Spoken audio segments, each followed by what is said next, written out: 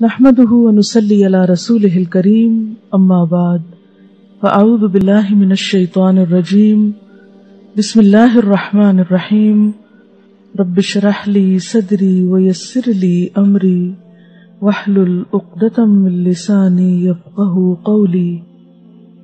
جس سے انسان کے لیے نیکی کے راستے اور نیکی کے دروازے کھلتے ہیں وہ ہے دعا. دعائیں اٹھتے بیٹھتے دعائیں، یا اللہ اچھے اچھے کام لے لے، یا اللہ اہم ترین کام لے لے، اللہ اپنی پسند اور اپنی رضا کے کام لے لے، ہر وقت دعائیں. اور آپ دیکھیں گے کہ ایک دن دعائیں اس طرح قبول ہو جائیں گی کہ آپ سوچ بھی نہیں سکتے. آپ کہیں گے یا اللہ میری تو دعائیں بھی چھوٹی تھی اس کے مقابلے میں جو تو نے مجھے عطا کر دیا. اور یہ تو دنیا ہے، جب آخرت میں اللہ کے حضور حاضر ہوں گے اور اللہ سبحانہ وتعالیٰ ہم سب کو اپنا دیدار نصیب کرے. وَلَسَوْفَ يَرْضَىٰ رَضِيَ اللَّهُ عَنْهُمْ وَرَضُوا عَنْهُ، وہ اللہ سے راضی ہو گیا اور اللہ ان سے راضی ہو گیا. اللہ تعالیٰ ہمیں بھی ان لوگوں میں شامل کر لے اور انہی کی پیروی احسان کے ساتھ قیامت کے دن تک کرنے کی توفیق عطا فرمائے.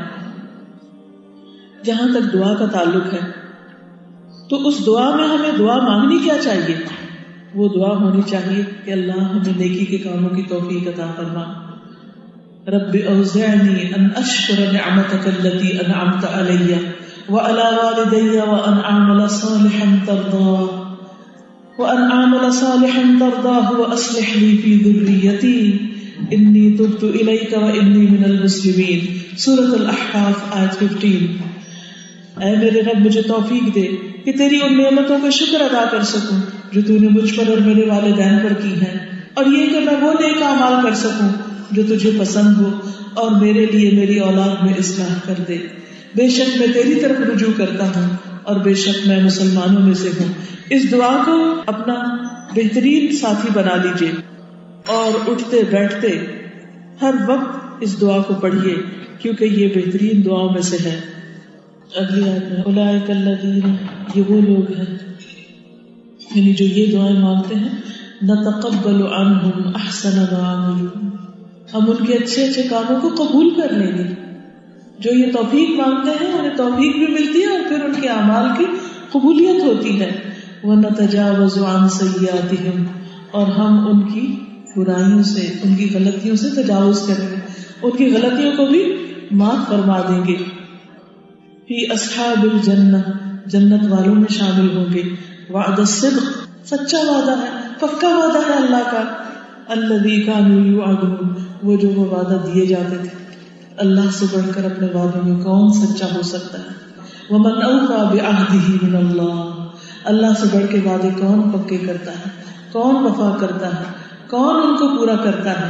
اس لیے شیطان کے بہکاوے میں بالکل نہیں آنا، شیطان کے وسوسوں سے بالکل نہیں شکار ہونا، اور اللہ کے وعدوں پہ یقین رکھتے ہوئے نیکی کے راستوں پہ چلتے رہنا ہے.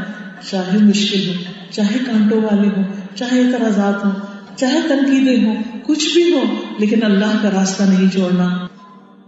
رسول اللہ صلی اللہ علیہ وسلم نے فرمایا اگر تم خوب اچھی طرح دعا کرنا چاہو تو یہ کہو اللہم اعنا علی شکرک و ذکرک و حسن عبادتک، اے اللہ ہماری مدد فرما اپنے شکر پر، اپنے ذکر پر اور اپنی اچھی عبادت کرنے پر. اور ہر نماز کے بعد یہ دعا پڑھنی چاہیے. نبی صلی اللہ علیہ وسلم نے معاذ بن جبل کے کندھے پہ ہاتھ رکھ کے فرمایا تھا اے معاذ میں تم سے محبت کرتا ہوں. ہر نماز کے بعد یہ کلمات کہنا مت بھولنا. کیا؟ رب اعنی علی ذکرک و شکرک و حسن عبادتک. اسی طرح ایک اور حدیث میں آتا ہے اللہم انی اسألک فعل الخیرات وترک المنکرات وحب المساکین وان تغفر لی وترحمنی واذا اردت فتنة قوم فتوفنی غیر مفتون. اے اللہ میں تجھ سے نیکیاں کرنے، برائیاں چھوڑنے کا سوال کرتا ہوں. اللہ مجھے توفیق دے کہ میں نیکیاں کروں اور برائیاں چھوڑ دوں، اور مسکینوں سے محبت کا سوال کرتا ہوں کہ میری محبت غریب لوگوں کے ساتھ ہو، کمزور لوگوں کے ساتھ ہو، بے سہارا لوگوں کے ساتھ ہو. اور یہ کہ تو مجھے بخش دے اور مجھ پر رحم فرما، اور اگر تو کسی قوم کو آزمانے کا ارادہ کر لے تو مجھے بغیر فتنے کے وہاں سے اٹھا لے. یعنی مجھے فتنے میں مبتلا نہ کرنا، کیونکہ انسان اگر کسی امتحان میں پڑ جائے، فتنے میں پڑ جائے تو اس سے نکلنا مشکل ہو جاتا ہے. حضرت عمر رضی اللہ عنہ فرمایا کرتے تھے، اے اللہ میرے تمام اعمال کو نیک کر دے، یعنی میں جو بھی کروں نیک ہی کروں. کتنی خوبصورت دعا ہے. ہمیں تو ایسی دعائیں سوچتی بھی نہیں. حضرت عمر کیا کہتے ہیں، اللہ میرے سارے عمل نیک ہوں، کوئی بھی اس میں برا نہ ہو، اور ان اعمال میں کسی دوسرے کا کوئی حصہ نہ ہو، سب کچھ خالی تیرے لیے ہو، صرف تجھ کو خوش کرنے کے لیے، صرف تجھے راضی کرنے کے لیے. تو دعا چوتھا سیکرٹ ہے، چوتھا سبب ہے، ذریعہ ہے کہ جس کے ذریعے انسان نیک اعمال کی پیک کو پہنچتا ہے. اور پھر پانچواں سبب، پانچویں بات، پانچویں چیز، اکل حلال، حلال رزق کھانا. رزق حلال بھی نیک کام میں مددگار ہوتا ہے. سورۃ المؤمنون کی آیت نمبر 60 میں اللہ سبحانہ تعالیٰ فرماتے ہیں، یا ایھا الرسل، اے رسولو، کلوا من الطیبات، کلوا من الطیبات، پاکیزہ چیزوں میں سے کھاؤ، واعملوا صالحا، اور نیک عمل کرو، انی بما تعملون علیم، بے شک جو بھی تم عمل کرتے ہو میں اس کو دیکھنے والا ہوں. تو اس سے کیا پتہ چلتا ہے؟ اس سے پتہ یہ چلتا ہے کہ انسان جب حلال رزق کھاتا ہے، پاک چیز کھاتا ہے، صاف چیز کھاتا ہے، تو اس کے اندر ایک پاکیزگی اور تقویٰ پیدا ہوتا ہے، اور اس سے اسے نیکی کے کاموں کی توفیق ملتی ہے. حرام چیزیں جو ہیں وہ انسان کے دل کو سخت کر دیتی ہے، اور پھر نیکیوں کی توفیق چھن جاتی ہے اس سے. ابن کثیر کہتے ہیں، حلال کھانا عمل صالح کے لیے مددگار ہوتا ہے. من اکل الحلال اطاع اللہ شاء ام ابا، ومن اکل الحرام عصى اللہ شاء ام ابا. جس نے حلال کھایا اس نے اللہ کی اطاعت کی.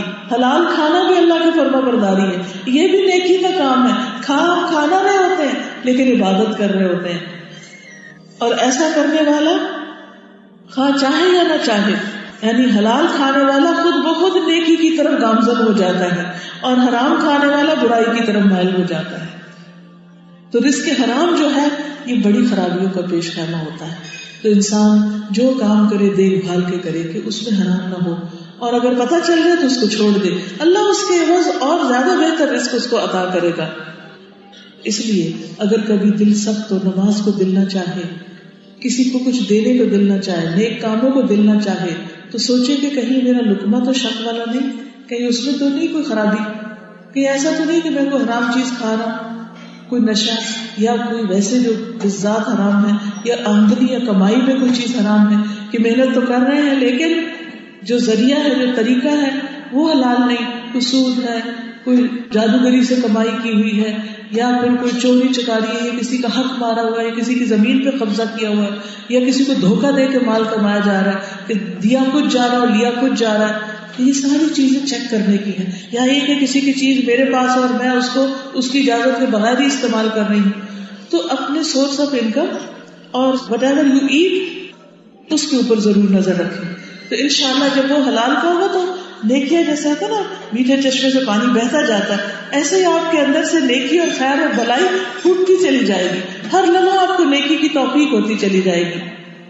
اور حلال میں صرف کھانا ہی نہیں بلکہ لباس بھی اور باقی جو ضروریات ہیں ان کے اندر بھی اس چیز کا خیال رکھا جائے. اور پھر یہ کہ شبہ والی چیز کو بھی چھوڑا جائے. پتہ نہیں حلال ہے یا حرام ہے. اب مثلاً بیکری کی چیزیں ہیں یا بسکٹس ہیں یا اور چیزیں دیکھ بھال کے لیں. اور یہ کہ بچوں کے اندر بھی بعض اوقات کہتے ہیں نا بچے بات نہیں سنتے، بچے بڑے نافرمان ہو گئے، بچے ہمارے ہاتھ نہیں آتے، قابو نہیں آتے. کبھی سوچیں ایسا تو نہیں کہ ان کو آپ حرام کھلا رہے ہیں، یا ان کو آپ نے حلال حرام کی تمیز نہیں بتائی اور وہ کہیں سے بھی کچھ بھی اٹھایا لیا اور کھا لیا. تو یہ نہیں ہونا چاہیے. بچوں کو بہت کلیئرلی حلال حرام کا فرق بتائیں اور اس معاملے میں کانشیس ہوں. سبحانک اللہم و بحمدک نشہد ان لا الہ الا انت نستغفرک و نتوب الیک.